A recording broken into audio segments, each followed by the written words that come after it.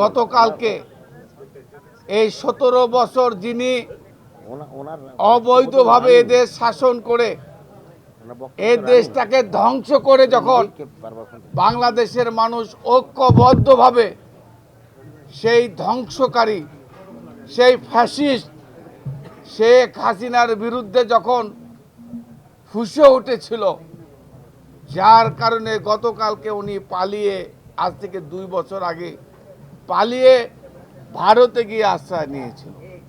সে ভারতে বসে নতুন করে ষড়যন্ত্র শুরু করেছে। ষড়যন্ত্র চক্রান্ত করে বাংলাদেশের মানুষ আবারও ঐক্যবদ্ধ হবে। চক্রান্ত যতই করেন, ষড়যন্ত্র যতই করেন, যেভাবে বাংলাদেশের মানুষ ঐক্যবদ্ধভাবে আপনাকে দেশ ছাড়া করেছে, ক্ষমতা ছাড়তে বাধ্য করেছে, আমরা আজ এই অনুষ্ঠানের মাধ্যমে বলতে চাই, ওখানে বসে ষড়যন্ত্র চক্রান্ত করে কোনো লাভ হবে না।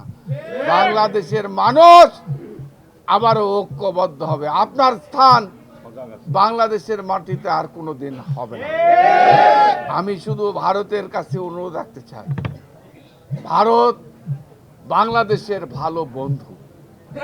ভারত একটা গণতান্ত্রিক রাষ্ট্র।